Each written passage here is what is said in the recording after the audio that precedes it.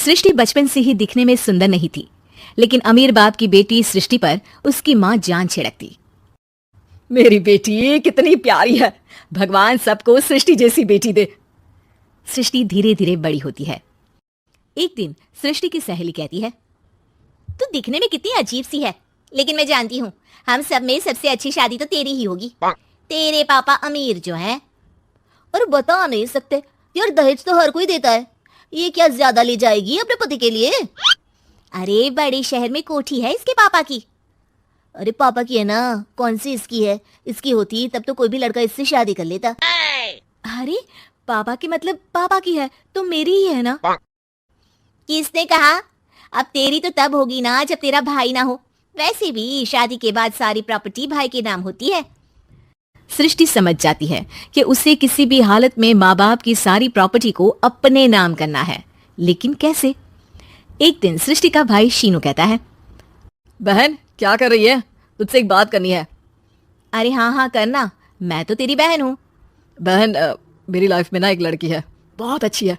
मैं सोच रहा हूँ माँ और पापा से बात करूँ शादी के लिए। सृष्टि को समझ में आ जाता है कि भाई की शादी होते ही भाभी उसे एक दिन भी घर में बर्दाश्त नहीं करेगी। क्या बात है भाई, बताना कौन है वो? यार वो बहुत अच्छी लड़की है, पढ़ी लिखी है, मेरे साथ जॉब भी करती है। बस एक प्रॉब्लम है। प्रॉब्लम? क्या प्रॉब्लम है भाई? यार वो शादीशुदा है, लेकिन उसके पति ने उसे सिर्फ इसलिए छोड़ दिया क्योंकि उसके माँ बाप दहेज नहीं दे पाए। सृष्टि ये सुनकर न जाने क्यों खुश हो जाती है। अरे भाई तो क्या हुआ, लड़की तुझे तो पसंद है ना? शीनू को लगता है कि बहन उसे समझ रही है। वो इस बात से अनजान होता है कि उसकी बहन की मंशा पूरा घर हड़पने की है। सृष्टि अपनी माँ से कहती है, मम्मी मुझे तो बहुत चिंता है, पता है शीनू क्या कर रहा है? अरे क्या कर रहा है, वो तो काम पर जाता है और वापस घर आता है। नहीं ना माँ, वो यही तो नहीं कर रहा, बाकी सब कर रहा है। आपको पता है उससे प्यार है, और वो भी एक शादीशुदा लड़की से। ये क्या हो गया? मैं सोसाइटी में क्या मुंह दिखाऊंगी? अरे तेरे पापा तो यही कहेंगे कि मैंने ही उसे बिगाड़ दिया है। माँ देखो, मेरी बात मानो, पापा पर भी विश्वास करने की जरूरत नहीं है। अब आप ही बताओ, पापा इतनी देर घर के बाहर रहते हैं क्यों, बोलो? अरे बेटा वो तो नौकरी करते हैं ना। तू बहुत भोली है माँ, पापा का ऑफिस तो 7 बजे खत्म हो जाता है, लेकिन देखो कितनी देर से आते हैं। अरे नहीं नहीं बेटा, ऐसी कोई बात नहीं है।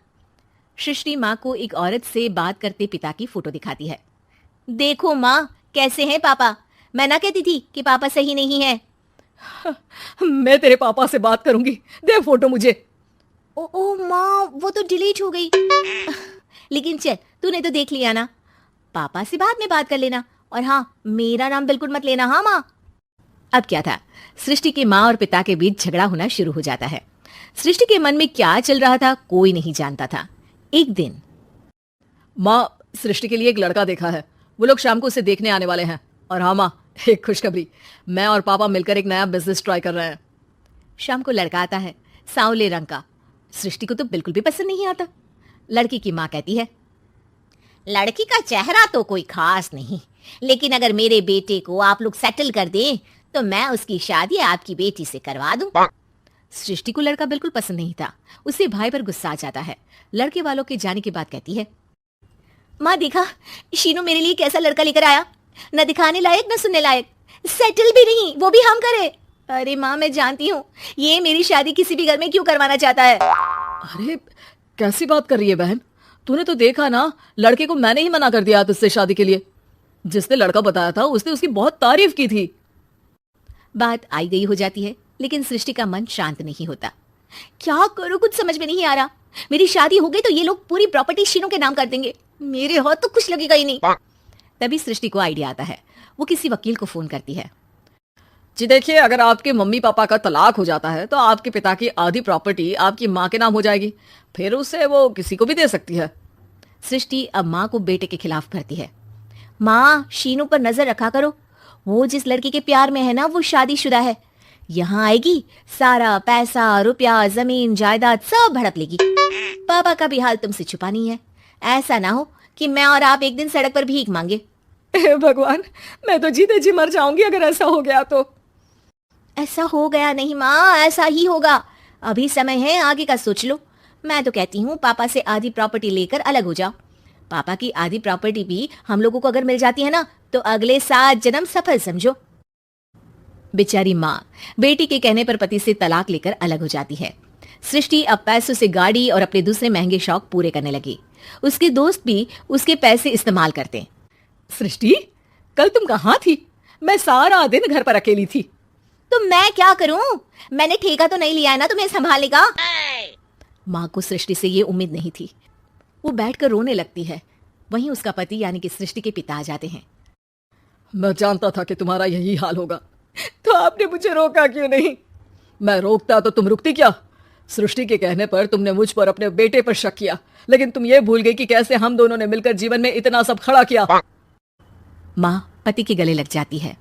मुझे माफ कर दीजिए, मैंने आपकी कमाई का एक बड़ा हिस्सा गवा दिया। कोई बात नहीं, तुम साथ हो तो मैं ऐसी 7 प्रॉपर्टी खड़ी कर दूंगा।